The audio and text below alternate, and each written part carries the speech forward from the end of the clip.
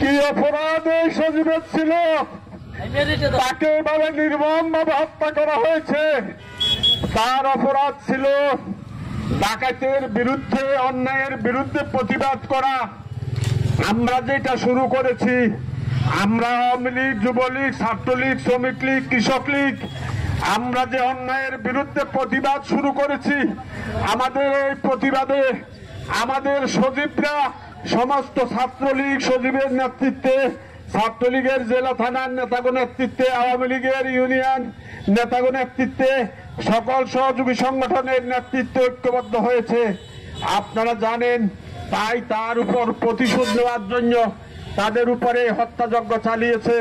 গত 12 তারিখ রাত 12টার সময় আমরা মাহফিল থেকে ফিরে আসি।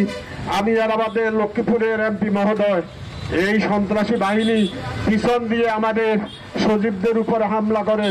আমরা তাদের জন্য সর্বোচ্চ চেষ্টা করেছি। আপনারা দেখেছেন, আমরা তাদেরকে বাংলাদেশের সেরা হসপিটালে ভর্তি করেছি।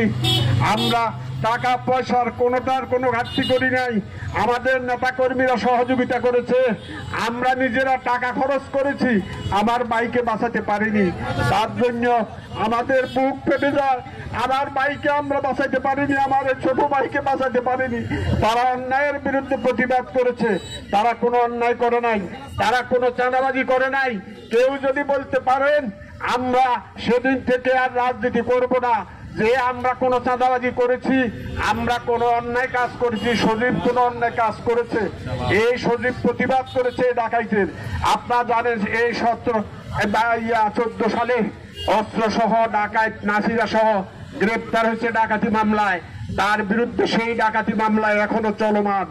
আবার 18 সালে চন্দ্রগঞ্জ থানায় আবার দাসেরহাট বাজার ডাকাতির 19 সালে আবার দাসেরহাট বাজার ডাকাতি প্রস্তুতি মামলায় গ্রেফতার হয়েছে। এই চন্দ্রগঞ্জ বাজারে আপনারা জানেন, আমি এই বাজারে বণিক সমিতির সভাপতি, আমি সাবেক চেয়ারম্যান ছিলাম।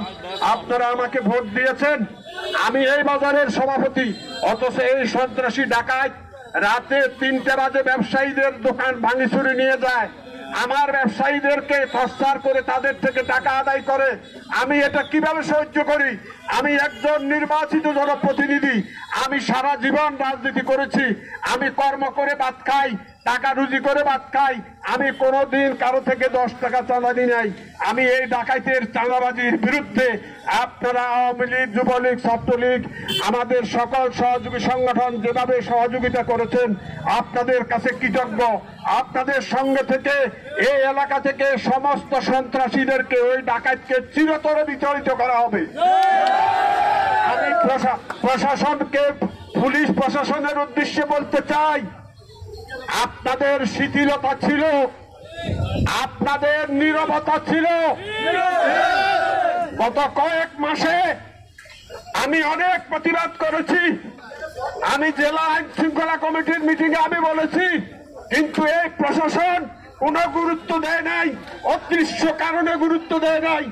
আজকে আমি ঘোষণা দিতে চাই, আগামী 24 ঘন্টার মধ্যে যদি এই কুখ্যাত ডাকাতকে যদি আপনারা গ্রেফতার করে আইনে না আনতে পারেন, আমরা কঠোর কর্মসূচি দিয়ে মাঠে থাকব এবং রাস্তাঘাট সব বন্ধ করে দেব।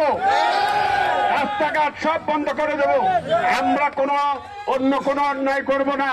আমরা কারো গায়ে হাত দেব না, কারো দোকানে হাত দেব না, কারো মান সম্মান নিয়ে আমরা কথা বলবো না। আমরা প্রশাসনের নির্দেশনা মতো আমরা রাজনীতি করব।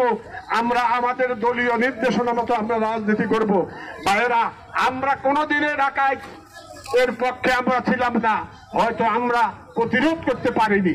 আমাদের দুর্ভাগ্য, আমাদের লক্ষ্মীপুরের কিছু নেতা আছেন এখনো, আপনারা এখনো ডাকাতের পক্ষে দালালি করেন। আপনাদের কোনো কথা চন্দ্রগঞ্জে চলবে না। আপনাদের কোনো কথা চন্দ্রগঞ্জ থানার আওয়ামী লীগ, যুবলীগ, ছাত্রলীগ, কৃষক লীগ শুনবে না। অন্যায়কারীর বিরুদ্ধে আমরা লড়াই করে জনগণের বিজয় ইনশাল্লাহ ছিনিয়ে আনবো।